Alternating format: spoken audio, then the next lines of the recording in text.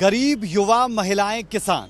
प्रधानमंत्री नरेंद्र मोदी इन्हीं चार वर्गों को जातियों में बांटते हैं और कहते हैं कि मैं सिर्फ इन चार जातियों को ही जानता हूं। प्रधानमंत्री नरेंद्र मोदी अंबाला पहुंचे और इस दौरान बहुत सी बातें की गई, बहुत सी बड़ी बातों का जिक्र उनकी तरफ से किया गया।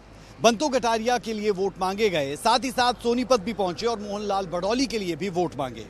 प्रधानमंत्री नरेंद्र मोदी जब बात किसानों की करते हैं, महिलाओं की करते हैं, युवाओं की करते हैं, बेरोजगारों की करते हैं, तो उस दौरान वो बीजेपी की तरफ से क्या एजेंडे हैं उन्हें भी समझाते हुए इस दौरान नजर आए और साथ ही साथ ये भी बताया कि बीते 10 सालों में क्या कुछ इस सरकार की तरफ से किया गया और आने वाले वक्त में क्या कुछ किया जाएगा। कुल मिलाकर अंबाला की इस रैली को अगर सीधे तौर पर कहा जाए कि शक्ति प्रदर्शन के तौर पर किया गया हरियाणा के लिहाज से, तो गलत नहीं होगा।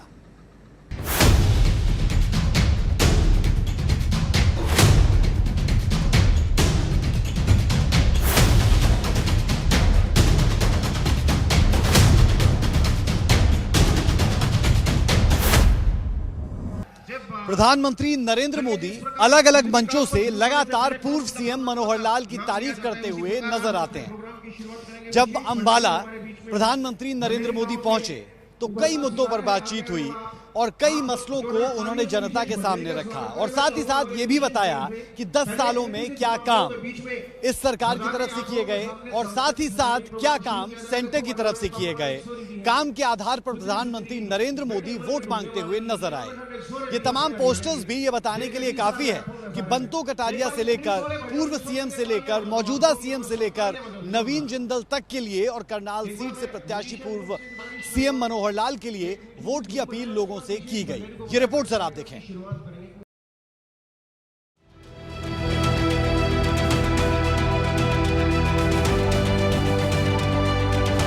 हरियाणा का रण, पीएम मोदी का प्रण।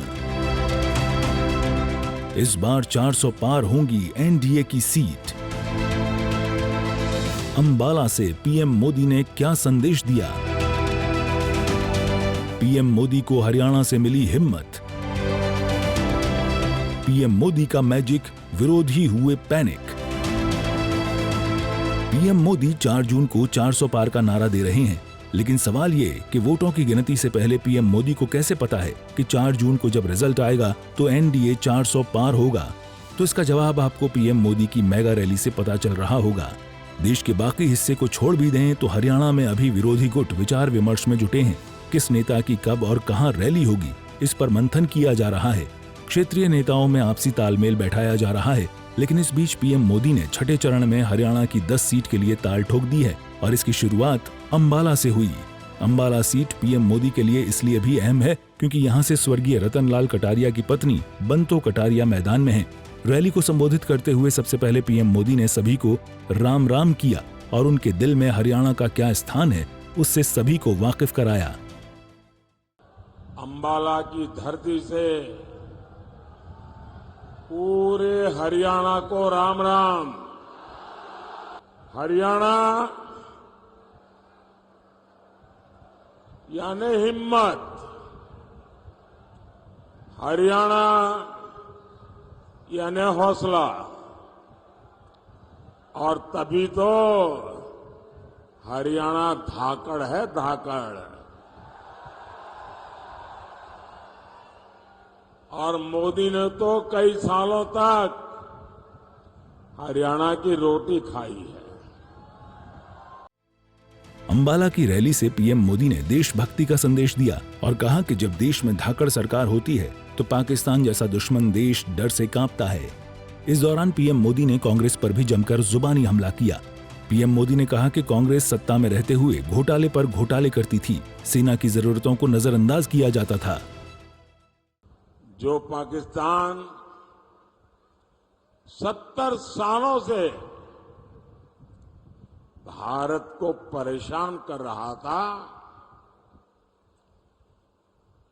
जिसके हाथ में बम का गोला रहता था, आज उसके हाथ में भीख का कटोरा है। देश का पहला घोटाला कांग्रेस ने भारत की सेना में ही किया था। इस ट्रैक रिकॉर्ड को कांग्रेस जब तक सत्ता में रही हमेशा नए नए घोटाले करके उसे उसने बनाए रखा। बोफोर्स घोटाला, पनडुब्बी घोटाला, हेलीकॉप्टर घोटाला, कांग्रेसी भारत की सेनाओं को कमजोर बनाकर रखते थे। हरियाणा में बड़ी संख्या में पूर्व सैनिक रहते हैं, जिसे साधते हुए पीएम मोदी ने कहा कि 1 रैंक 1 पेंशन के मुद्दे पर कांग्रेस ने झूठ बोला, लेकिन बीजेपी ने पूर्व सैनिकों की मांग को पूरा किया। 4 दशक तक कांग्रेस पूर्व सैनिकों को 1 रैंक 1 पेंशन के लिए तरसाती रही। जब आपने मुझे सेवा का अवसर दिया, मोदी ने डंके की चोट पर 1 रैंक 1 पेंशन का वायदा पूरा किया। हरियाणा से खुद को जोड़ते हुए पीएम मोदी ने कहा कि हम विकसित भारत के सपने को साकार करने में जुटे हैं और इसके लिए 24 घंटे काम में लगे हैं। पीएम मोदी ने देश को भरोसा दिलाया कि आपका सपना ही मेरा संकल्प है। और जब मैं विकसित भारत का संकल्प निकला हूं, तब हरियाणा का मुझ पर बहुत अधिकार भी है, क्योंकि मेरी विकास यात्रा में हरियाणा के भी संस्कार है। मैं आज आपको गारंटी देता हूं, आपका सपना ही मेरा संकल्प है। पल पल आपके नाम, पल पल देश के नाम। रैली को संबोधित करते हुए पीएम मोदी ने भगवान राम का भी जिक्र किया। उन्होंने कहा कि 500 साल बाद राम मंदिर का सपना साकार हुआ है, लेकिन इंडी गठबंधन को राम मंदिर से खुशी नहीं है। 500 साल बाद इतने लंबे इंतजार के बाद, अविरत संघर्ष के बाद, लाखों बलिदानों के बाद, 500 साल बाद अयोध्या में भव्य राम मंदिर बना है। पूरा देश राममय हो चुका। पूरा देश राम मंदिर से इतना खुश है जिसे लोग समझ नहीं पाते। लेकिन कांग्रेस और इंडी गठबंधन के नेता आए दिन मंदिर के लिए अपमानजनक बातें करते हैं। इस दौरान पीएम मोदी ने अंबाला में विकास के विजन को भी रखा और बताया कि अंबाला एयरपोर्ट को देश की उड़ान योजना से जोड़ा जाएगा और इतना ही नहीं, आने वाले दिनों में अंबाला को इंडस्ट्री हब बनाया जाएगा ताकि युवाओं को अधिक से अधिक रोजगार मिल सके। पीएम मोदी ने कहा कि ये चुनाव देश और प्रदेश को विकसित बनाने के लिए है। ब्यूरो रिपोर्ट, सूर्य समाचार।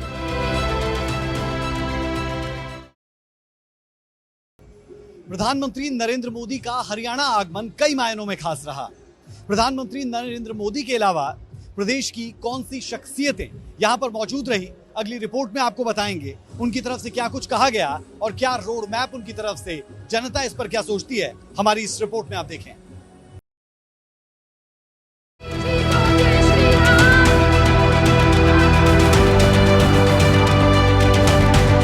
हरियाणा का चुनावी मौसम आज से बदल चुका है। 40 से 45 डिग्री सेल्सियस तापमान और लू के थपेड़ों के बीच प्रधानमंत्री नरेंद्र मोदी की रैली ने हरियाणा की सियासी गर्मी को और बढ़ा दिया है। लोकसभा चुनाव में अब कुछ ही दिन बचे हैं। ऐसे में सारा दारोमदार दिग्गजों व स्टार प्रचारकों के कंधों पर ही है। ताबड़तोड़ रैलियां की जा रही हैं। शनिवार को प्रधानमंत्री नरेंद्र मोदी शंखनाद कर चुके हैं। प्रधानमंत्री के संबोधन से पहले पूर्व मुख्यमंत्री मनोहर लाल ने रैली में कांग्रेस पर जमकर निशाना साधा और कहा कि कांग्रेस में हताशा है। कांग्रेस के लोग आपकी आलोचना लगातार करते हैं, कुछ ना कुछ उल्टा सीधा बोलते हैं। इस बात का इस प्रश्न का उत्तर मुझे गांव में जाने के बाद मिला। आदरणीय मोदी जी, जब गांव में कोई कांग्रेस का व्यक्ति किसी गरीब घर में जाता है तो वहां गरीब घर के बाहर दरवाजे पर लिखा होता है प्रधानमंत्री आवास योजना। व्यक्ति पढ़ता है, उसको लगता है कि मुझे अंदर जाकर के अपना प्रचार करना है। जैसे वो अंदर जाता है तो स्वाभाविक है उस व्यक्ति को, घर का वह गरीब व्यक्ति उसको बैठाता है, पानी पूछता है। जब पानी लेके आता था तो उसको आभास होता है कि नल से जल के माध्यम से जो पानी दिया गया है वो मोदी जी के द्वारा दिया गया है। जब वो छत की ओर देखता है तो जब पंखा चल रहा होता है और बल्ब लगा होता है, उस समय फिर से वो परिवार का व्यक्ति याद कराता है कि मोदी जी ने दिया है। वहीं कैबिनेट मंत्री कंवरपाल गुर्जर ने भी अंबाला रैली में हुंकार भरी। पूर्व गृह मंत्री अनिल विज ने प्रधानमंत्री नरेंद्र मोदी की जमकर सराहना की और इस बात पर जोर दिया कि प्रधानमंत्री मोदी ने जो कहा वो करके दिखाया।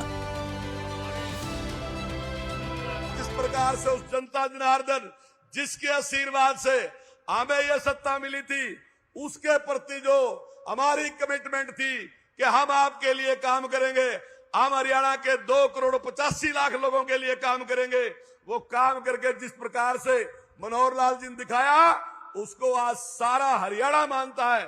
मैं उनको नमन करता हूं। और भाइयों, मैं आप सभी से निवेदन करता हूं कि ये जो लड़ाई है बहुत थोड़े से टाइम की लड़ाई है। ये लड़ाई जो है केवल सत्ता की नहीं, हिंदुस्तान को दुनिया में महान देश बनाने की लड़ाई है। गरीबों के बारे में तो पहली बार अगर किसी ने सोचा है वो नरेंद्र मोदी ने सोचा है, क्योंकि नरेंद्र मोदी एक छोटे परिवार से आगे बढ़े हैं। नरेंद्र मोदी बाकी नेताओं की तरह मुंह में सोने का चम्मच लेकर पैदा नहीं हुए थे। नरेंद्र मोदी ने जो कहा वो करके दिखा दिया। नरेंद्र मोदी ने कहा हम कश्मीर में धारा 370 समाप्त करेंगे। वो हमारे माथे पर लगा हुआ जो दाग था, एक झटके में उसका सर कलम कर दिया। बीजेपी प्रत्याशी नवीन जिंदल ने चुनावी रैली में अपील करते हुए कहा कि बंतो कटारिया का जनसेवा में हाथ बटाएं।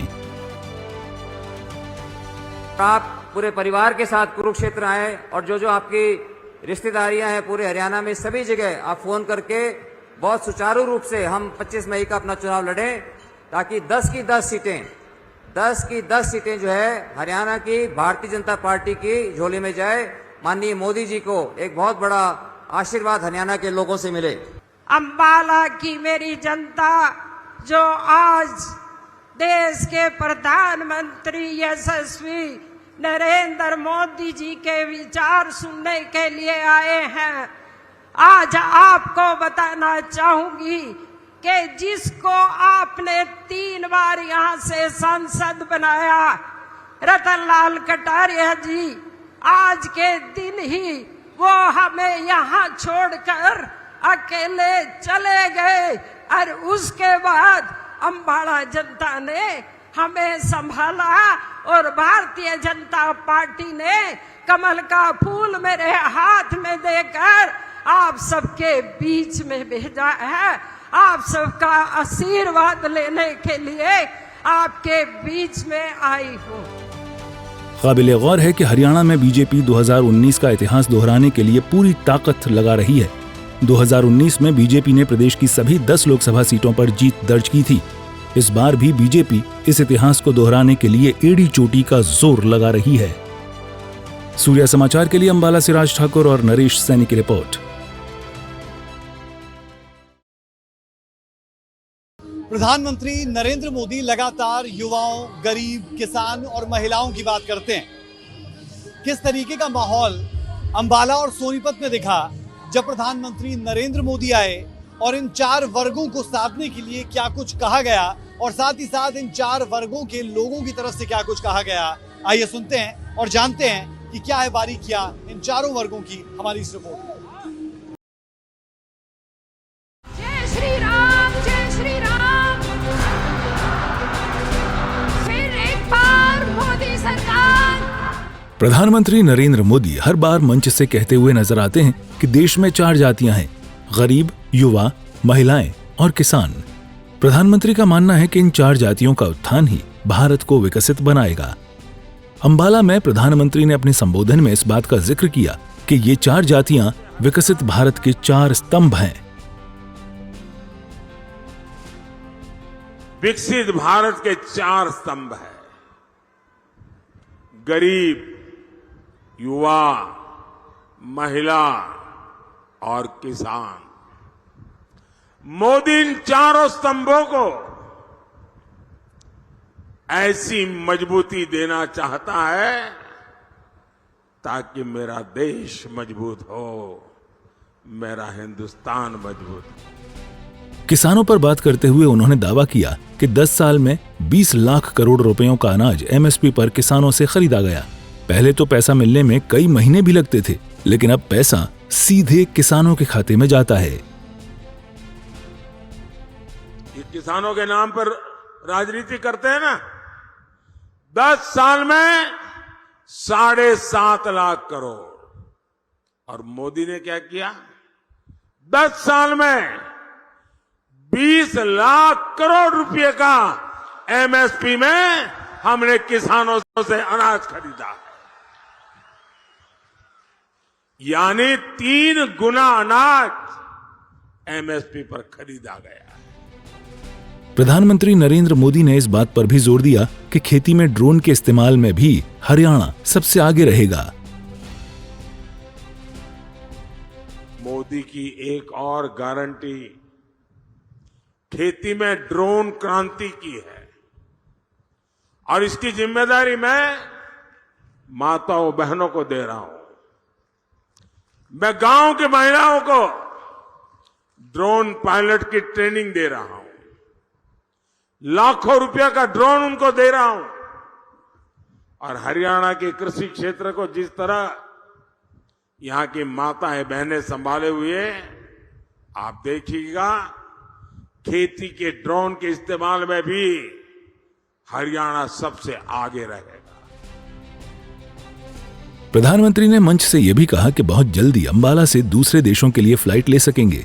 इस दिशा में जोरों से काम हो रहा है और इन सब का फायदा यहां के युवाओं को होगा। अंबाला की दिल्ली से कनेक्टिविटी बढ़ाने के लिए लगातार काम कर रही है। हम यहां के एयरफोर्स बेस को उड़ान योजना से भी जोड़ रहे हैं। बहुत जल्द ही आप अंबाला से दूसरे शहरों के लिए हवाई जहाज पकड़ सकेंगे। पहले मनोहरलाल जी के दरमियान और अब नायब सिंह जी के नेतृत्व में अंबाला उत्तर भारत का एक बड़ा इंडस्ट्रियल हब बन रहा है। इन सब का फायदा यहां के युवाओं को होगा, उनके लिए रोजगार के नए मौके बनेंगे। जाति को लेकर प्रधानमंत्री नरेंद्र मोदी के ये बयान ऐसे समय में सामने आ रहे हैं जब लोकसभा चुनाव के मद्देनजर विपक्षी दल जातिगत जनगणना को मुद्दा बनाने की लगातार कोशिश कर रहे हैं। सूर्य समाचार के लिए अंबाला से राज ठाकुर, रवि चंदेल और नरेश सैनी की रिपोर्ट। गोहाना में प्रधानमंत्री को सुनने के लिए कई महिलाएं भी आई जो हमारे साथ हैं। प्रधानमंत्री ने बहुत सी बातें की, हरियाणा को लेकर कहा कि उन्होंने हरियाणा की रोटी खाई है, माताओं का शुक्रिया कहा उन्होंने कहा कि 70 साल से जो ज़्यादा बुजुर्ग है उनका इलाज फ्री होगा। क्या लगता है, कितना भरोसा रखते हैं आप प्रधानमंत्री पे? हम तो जी प्रधानमंत्री में बहुत भरोसा रखते हैं और प्रधानमंत्री जो भी कह कर गए वो भी होगा, और जो पहले करा था तो जनता ने दिख रहा है। आप महिला भी हैं, युवा भी हैं, क्या लगता है प्रधानमंत्री जो बोलते हैं कितना असर उसका पड़ता है? गोहाना पर बशर्ते बात की है, लेकिन मैसेज पूरे देश में दिया है। जी, मुझे लगता है कि प्रधानमंत्री जी नरेंद्र मोदी जी जो शिक्षा के ऊपर जो उन्होंने बहुत सारे काम किए हैं, उसके लिए पूरा युवा उनका बहुत शुक्रगुजार है। स्पेशली जो उन्होंने बताया कि यूनिवर्सिटीज़, जैसे पहले 100 यूनिवर्सिटी होती थी, अब 1500 से ऊपर तक की यूनिवर्सिटीज़ पहुंच चुकी हैं। और जो खिलाड़ियों के लिए उन्होंने बहुत सारी योजनाएं चलाई हैं कि खिलाड़ियों को पहले धनराशि दी जाती है और उनको ट्रेनिंग मुफ्त में मिलती है, और उसके लिए कोई संकोच नहीं है गवर्नमेंट की तरफ से। तो ये जो युवाओं के लिए प्रधानमंत्री जी ने योजनाएं चलाई हैं, उसके हम बहुत शुक्रगुजार हैं और हम पूरा भरोसा करते हैं उन पर। एक कांग्रेस पर निशाना साधते हुए प्रधानमंत्री ने कहा कि विरासत टैक्स की बात की, कश्मीर से धारा 370 हटाने की बात की, बहुत सी बातें कश्मीर से लेकर राम मंदिर से लेकर विरासत टैक्स, तमाम बातों पे कांग्रेस पर निशाना साधा। क्या लगता है कांग्रेस को लेकर जो प्रधानमंत्री कह रहे हैं उसमें कितना सच्चाई है? जो भी हमारे प्रधानमंत्री मोदी जी ने बोला वो बिल्कुल बिल्कुल सच है, क्योंकि आज की हालत, अगर आप कश्मीर में जाएंगे, आज की हालत और जो भी कार्य काम कांग्रेस के उसमें होते उसमें बहुत फ़र्क है। जहां पर गोले बारूद बरसाए जाते थे, आज वहां पर हमारे देश का तिरंगा झंडा लहराया जा रहा है, और इससे बड़ी हमारे लिए कोई गौरव की बात नहीं हो सकती। भारत माता की जय। तो ये महिलाएं जिन्होंने प्रधानमंत्री को सुना, प्रधानमंत्री की हर एक बात पे इनको पूरा भरोसा, और प्रधानमंत्री के हर एक बात और जो बातें आज मंच से प्रधानमंत्री ने कहा, इनको उम्मीद है कि सरकार अगर एक बार फिर से बनी बीजेपी की, तो प्रधानमंत्री तमाम वादे भी पूरे करेंगे। कैमरामैन प्रदर्शन के साथ गोहाना से विनय सिंह, सूर्य समाचार।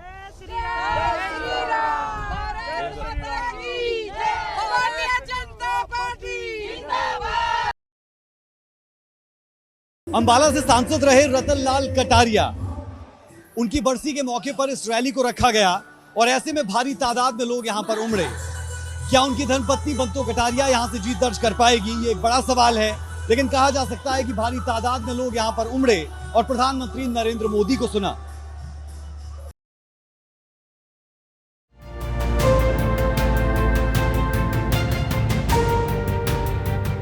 हरियाणा की अंबाला सीट को पूरे उत्तर भारत में काफी अहम माना जाता है।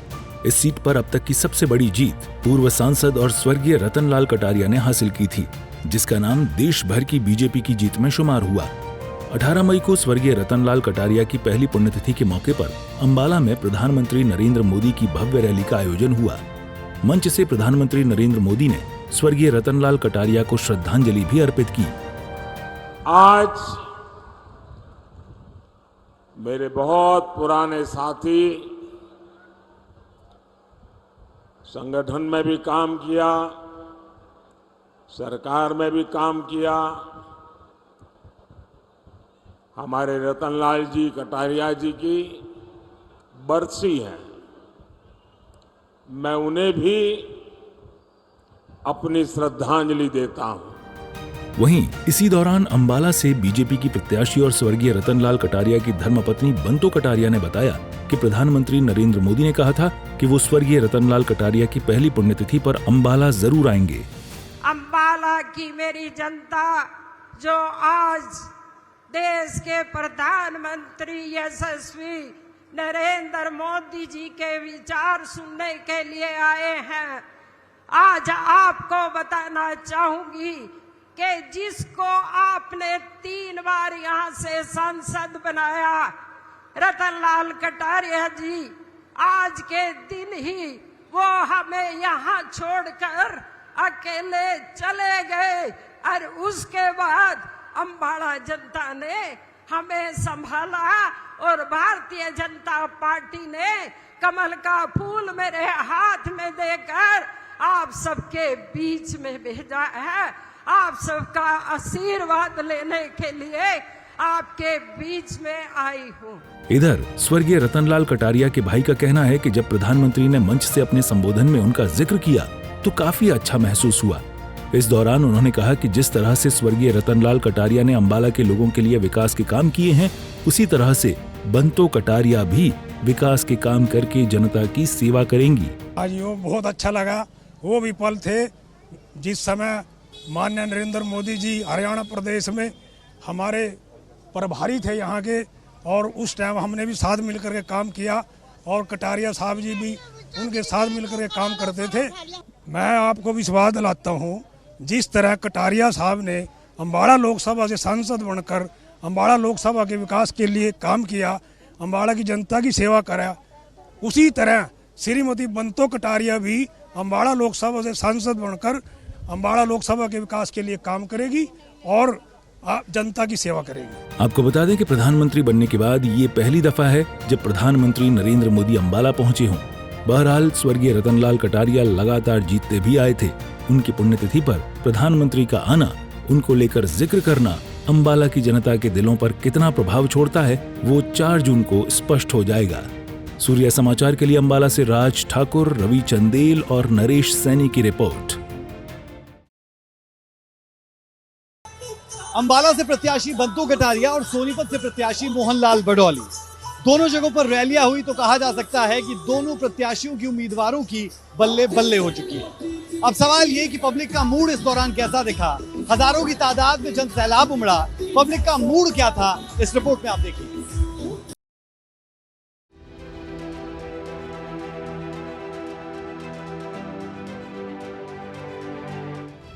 देश के प्रधानमंत्री नरेंद्र मोदी के अम्बाला दौरे को लेकर लोगों में काफी उत्साह देखने को मिला।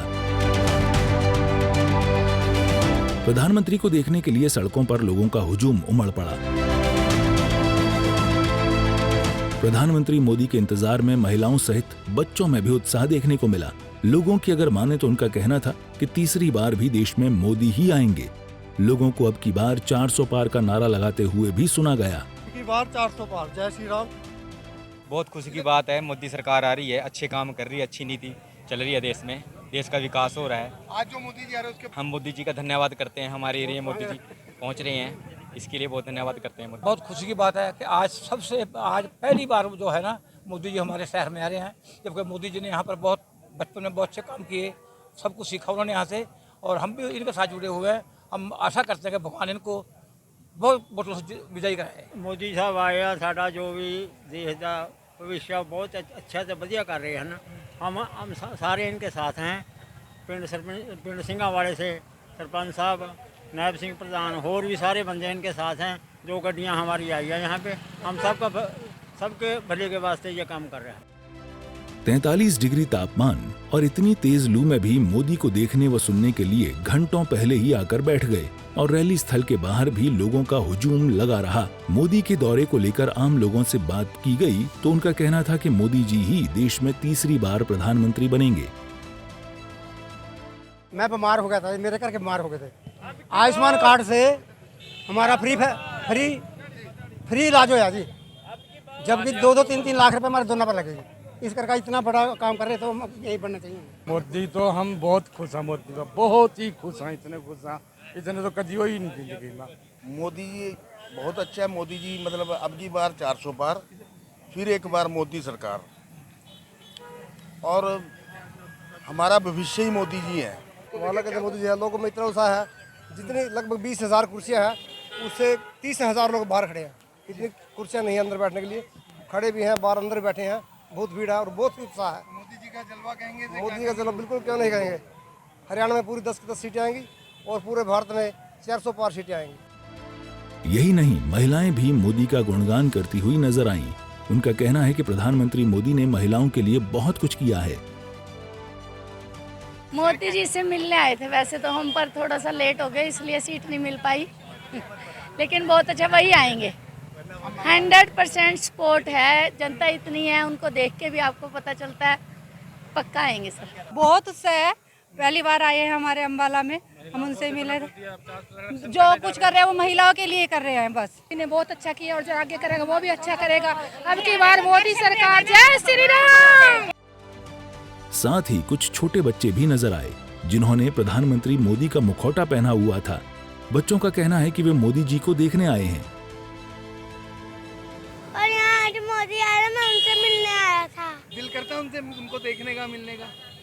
कैसे उत्साह बढ़ा आपका? मैंने देखा तो मैं मिलने आ गया था। कुल मिलाकर प्रधानमंत्री की रैली को लेकर जहां सियासी माहौल गर्म था तो वहीं आम लोगों का जोश काफी हाई था। हर कोई प्रधानमंत्री की एक झलक पाने के लिए बेताब दिखाई दिया। सूर्य समाचार के लिए अंबाला से राज ठाकुर, रवि चंदेल और नरेश सैनी की रिपोर्ट।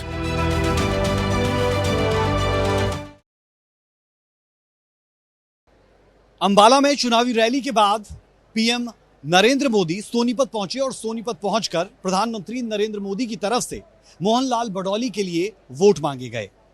लेकिन सोनीपत पहुंचने के बाद सिर्फ मोहनलाल बडौली ही अहम नहीं हो जाते, साथ ही साथ और सीटें जैसे रोहतक, भिवानी महेंद्रगढ़, गुरुग्राम, हिसार, सिरसा, फरीदाबाद, ये तमाम सीटें भी आप कह सकते हैं कि टारगेट लगातार बीजेपी की तरफ से की जा रही है।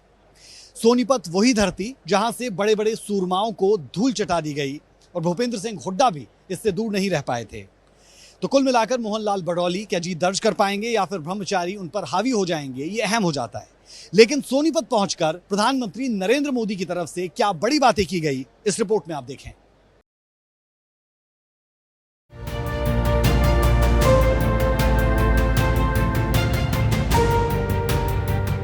प्रदेश में चुनावी तापमान गर्म है। 18 अप्रैल का दिन हरियाणा में बीजेपी के लिए बेहद ही खास रहा।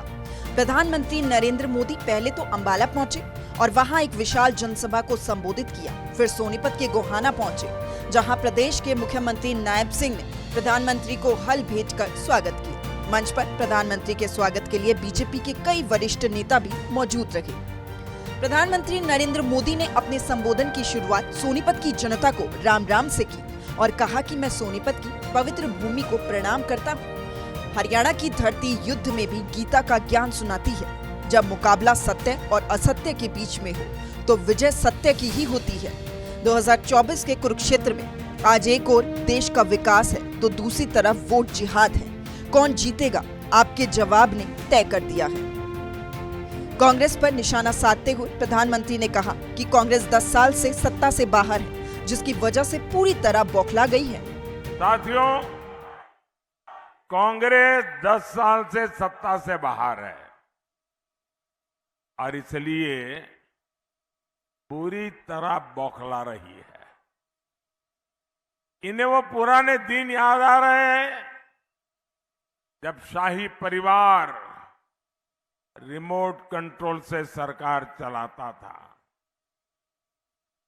देश की सारी योजनाएं एक ही परिवार के नाम पर होती थी। एक परिवार के सिवाय कुछ नहीं।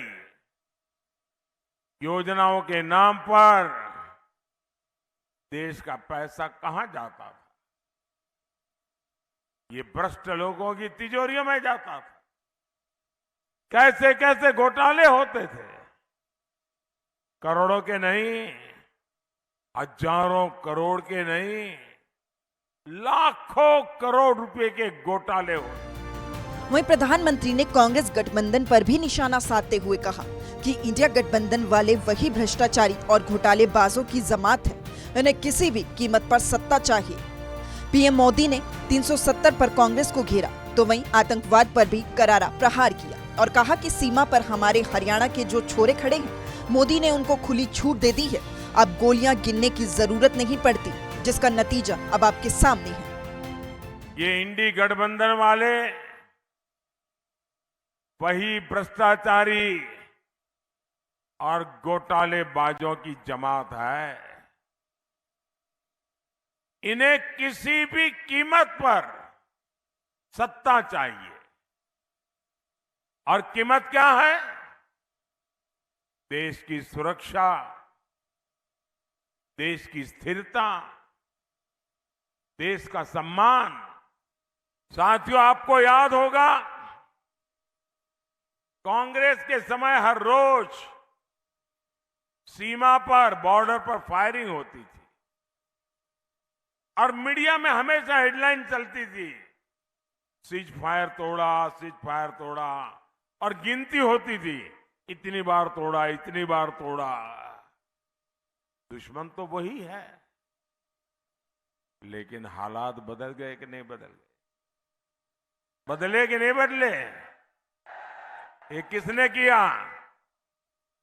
ये किसने किया? ये हालत किसने बदले? ये गोलियां किसने बंद कराई? ये मोदी ने नहीं, आपके एक वोट ने किया है। आपके एक वोट ने। ये आपके वोट की ताकत है कि दुश्मन की बम बंदूक को भी ताले लग जाते हैं। ये आपके वोट की ताकत है। मोदी ने बस इतना किया, सीमा पर हमारे जो जवान खड़े हैं ना, हमारे हरियाणा के जो छोरे खड़े हैं ना, मोदी ने उनको खुली छूट दे दी। मोदी ने कह दिया अब गोलियां गिनने की जरूरत नहीं है। और आप देखते हैं नतीजा आपके सामने है। प्रधानमंत्री ने मंगलसूत्र से लेकर वोट जिहाद पर कांग्रेस पर निशाना साधा। इतना ही नहीं, आरक्षण पर कहा कि बीजेपी राज में पिछड़ों और दलितों का आरक्षण कोई छीन नहीं सकता। राम मंदिर पर भी प्रधानमंत्री ने कहा कि अयोध्या में 500 साल के इंतजार के बाद प्रभु राम का मंदिर बनाने की इच्छा पूरी हुई है। रामलला अपने भव्य मंदिर में विराजमान हुए। अब कांग्रेस के लोग कहते हैं कि SC, ST, OBC का आरक्षण धर्म के आधार पर बांट देंगे।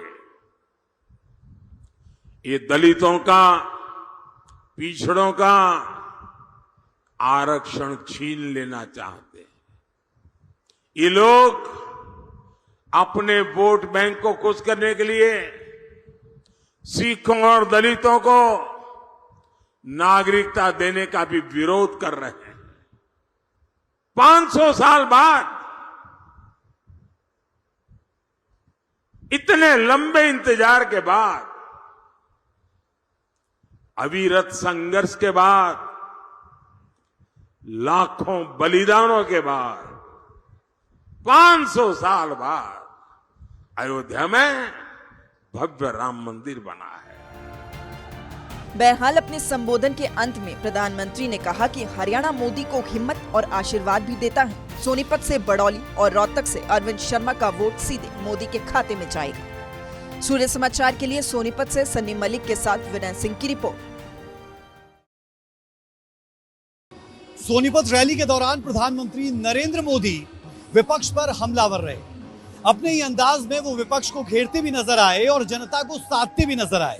प्रधानमंत्री नरेंद्र मोदी के साथ साथ हरियाणा के तमाम बड़े नेता यहां पर मौजूद नजर आए। भारी सैलाब के बीच में प्रधानमंत्री नरेंद्र मोदी ने सोनीपत की धरा से कई बड़ी बातें कही और साथ ही साथ जो बड़े नेता यहां पर पहुंचे हरियाणा के, उनकी तरफ से भी आने वाले वक्त में बेहतर काम की गारंटी दी गई।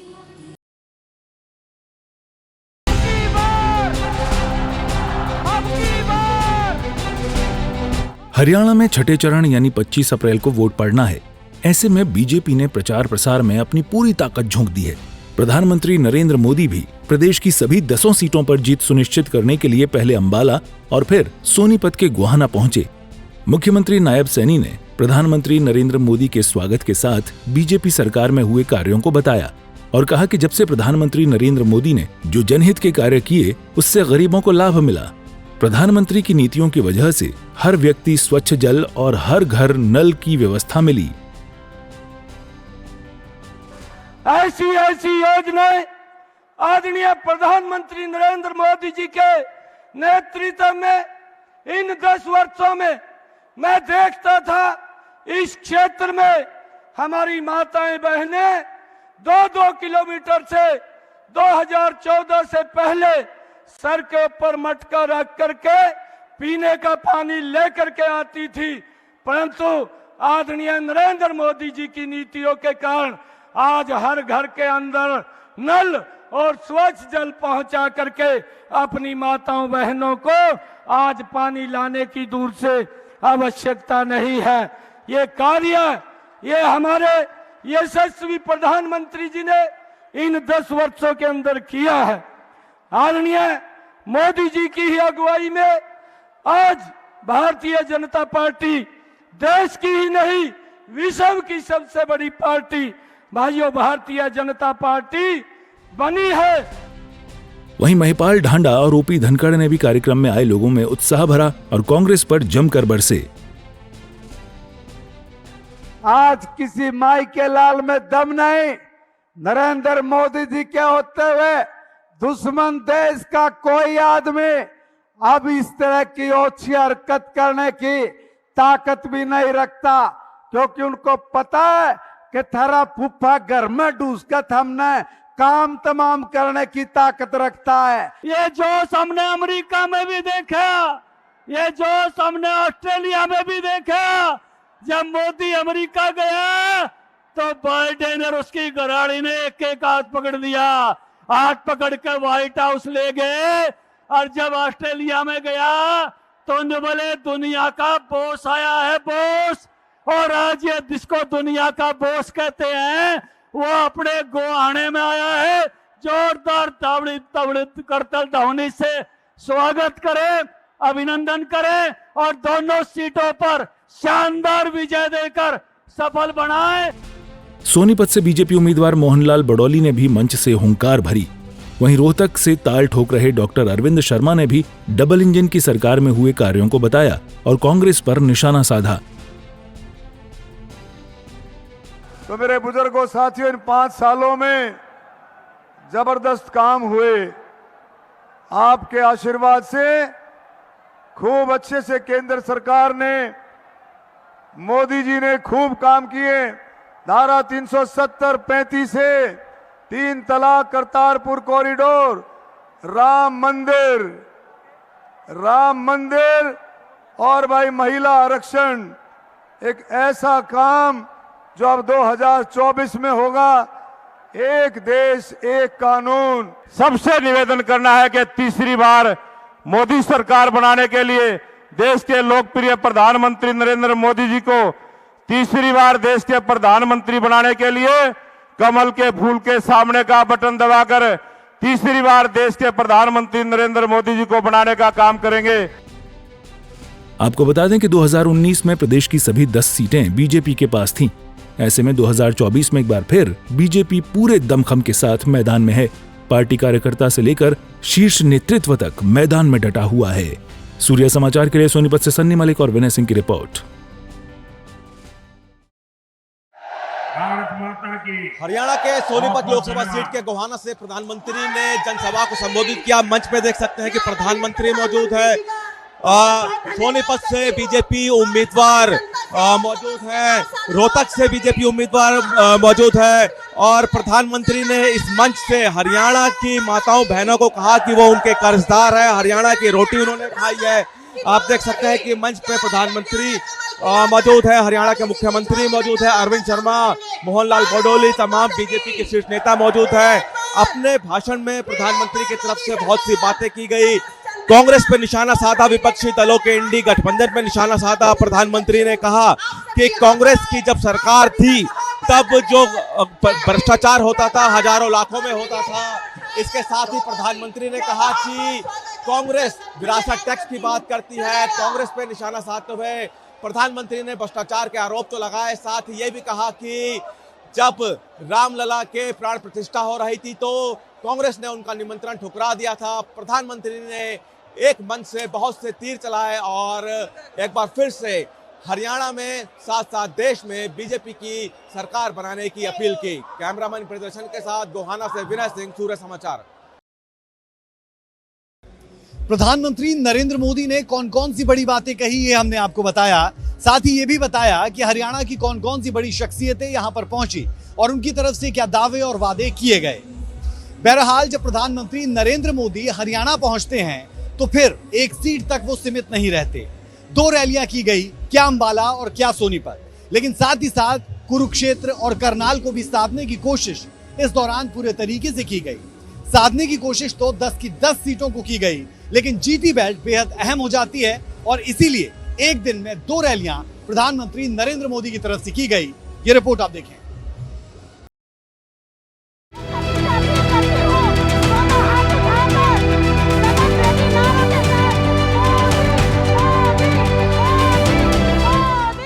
हरियाणा के रण में पीएम मोदी की चुनावी रैली।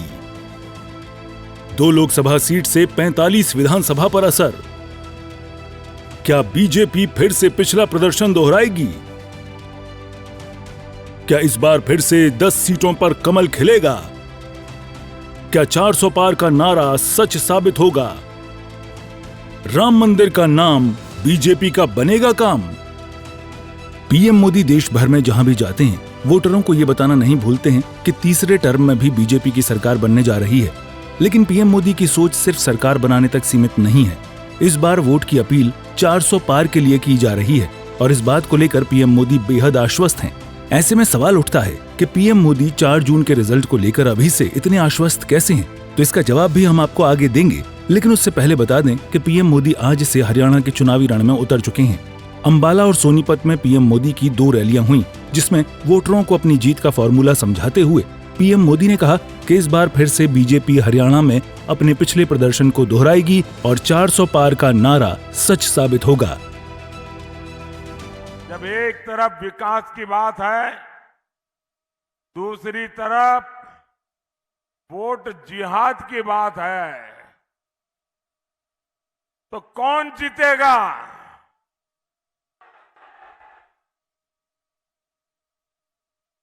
आपके जवाब ने तय कर दिया है।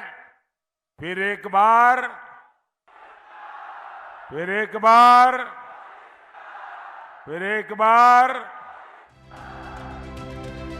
हरियाणा पहुंचे पीएम मोदी ने सबसे पहले अंबाला में चुनावी रैली को संबोधित किया। यहां से बीजेपी प्रत्याशी बंतो कटारिया चुनावी मैदान में हैं।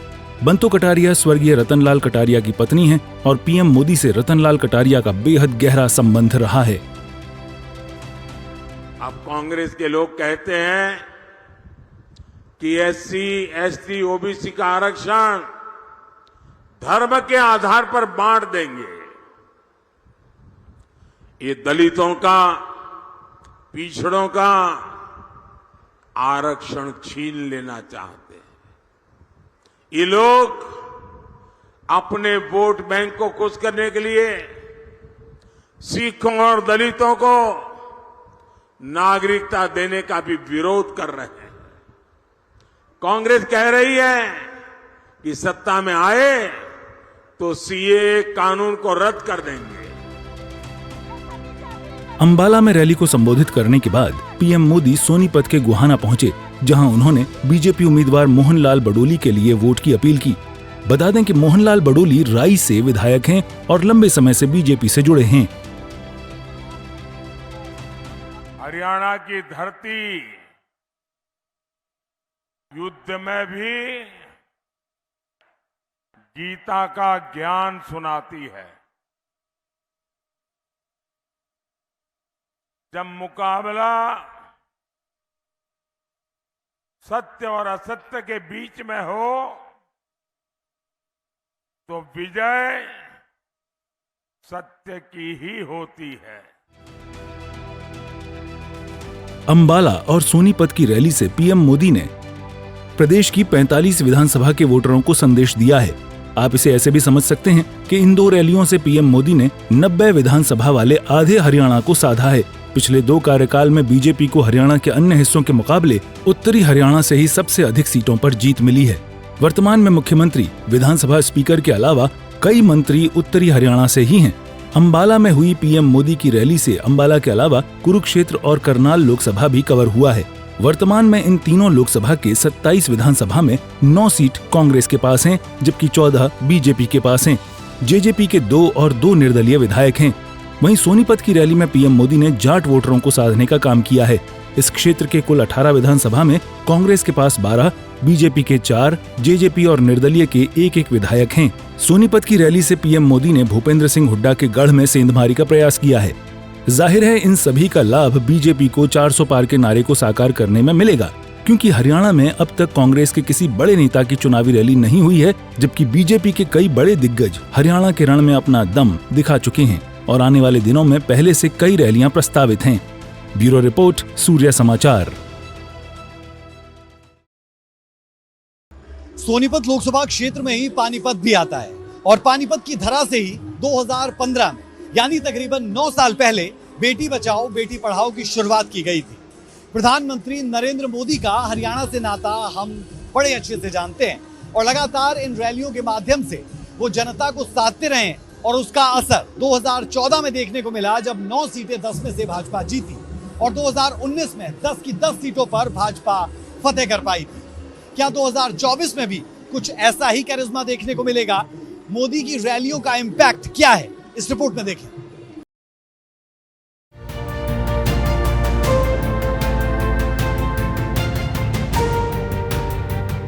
बेटियों को मिला खोया सम्मान, बढ़ा पीएम मोदी का मान।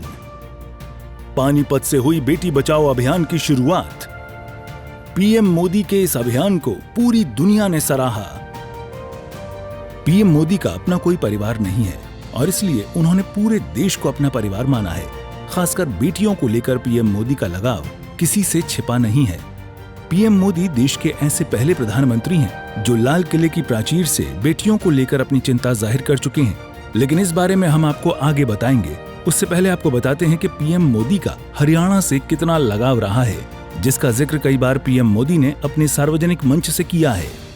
विकसित भारत का संकल्प निकला हूं तब हरियाणा का मुझ पर बहुत अधिकार भी है, क्योंकि मेरी विकास यात्रा में हरियाणा के भी संस्कार है। मैं आज आपको गारंटी देता हूं, आपका सपना ही मेरा संकल्प है।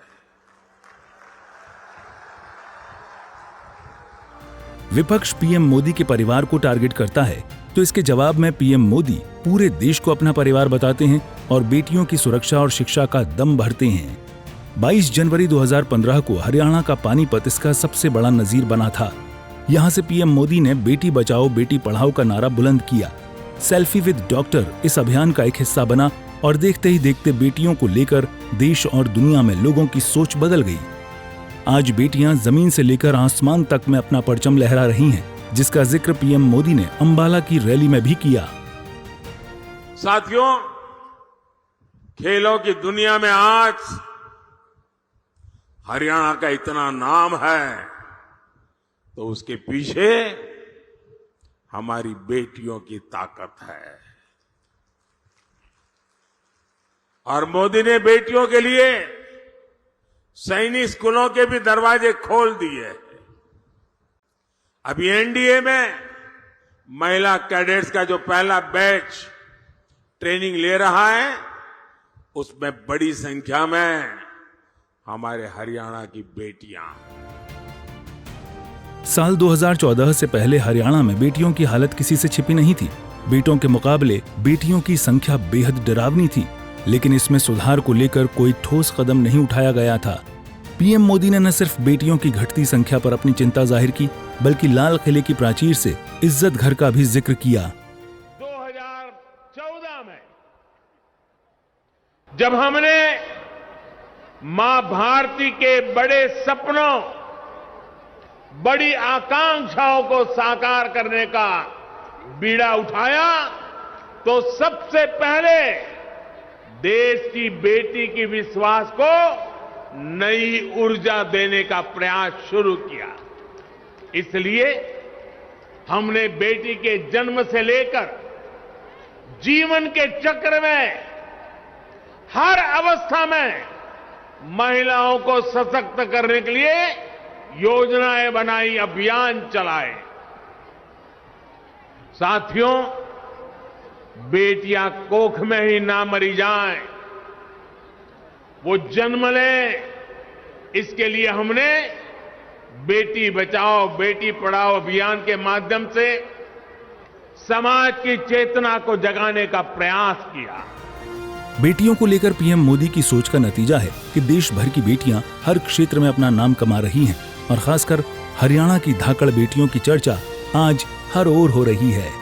ब्यूरो रिपोर्ट, सूर्य समाचार।